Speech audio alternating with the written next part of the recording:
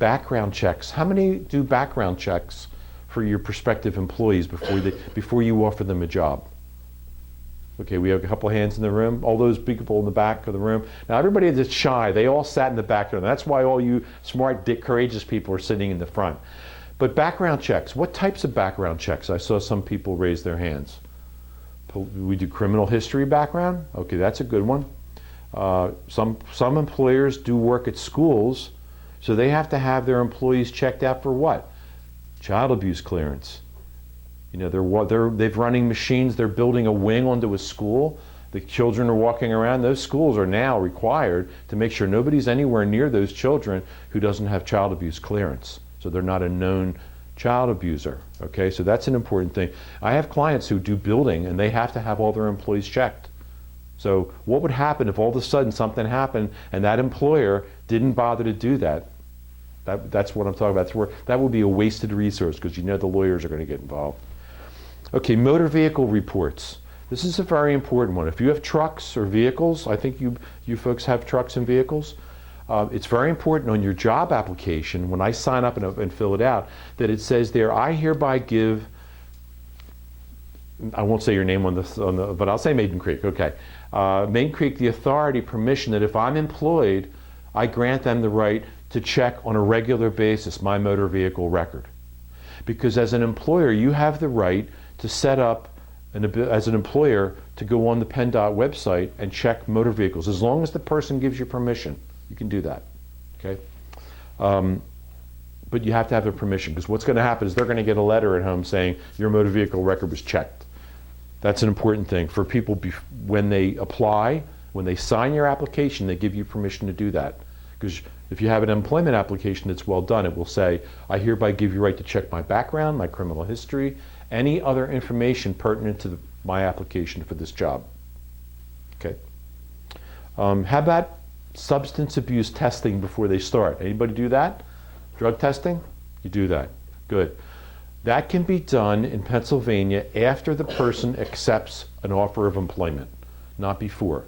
We can't use it as a screening method. We can use it as a method to determine after they take the job, with knowing that they will have to take a substance abuse test.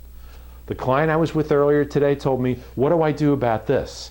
I interview candidates. I say, I want to offer you the job. Now, with this offer, and I'll pretend you're the candidate, you're going to be getting a drug test. Will that pose any problem for you? No. And sure enough, the same person takes a drug test and flunks. Looked the owner right in the eye and said, I will not fail, and failed. So, you know, if you ask people, oh, do you do drugs? You know, you're not always going to get an honest answer.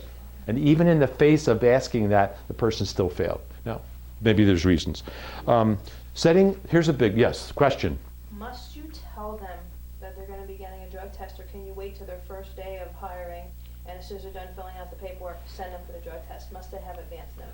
You should not start anybody. My recommendation is you should not start anybody as an employee until that test is done and the results are in.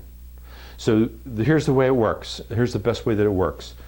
I'll pretend you're the candidate. Boy, I really like to offer you the job. Now, I'm going to give you an offer letter, or I'm going to tell you what the job is. The offer is contingent upon you successfully passing a substance abuse test before your first day of employment. So you want to allow enough time for their start date and from when you offer them the job to be able to take the test in 48 hours and get those results in before they start. Once they start, you may have to offer them rehab because they're now an employee. They may be eligible for rehab because they've become an employee. Now, you don't have to offer them rehab, but if there is health insurance involved, you know, you now got an employee who's, whether someone's caught 1 day as an employee or 2 years as an employee, now they're into the world of being an employee. So I would make sure, recommend that you get that out of the way before they start.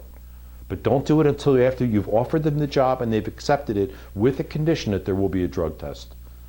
Because then they can't say, oh, I don't want this job, I'm not taking a drug test. What if they refuse you? What if you start and say, oh, you didn't tell me this, I didn't take the job, I'm not taking a drug test. What would you do? Now you're back to square one. You say, look, then you're terminated. You don't want to be in that position.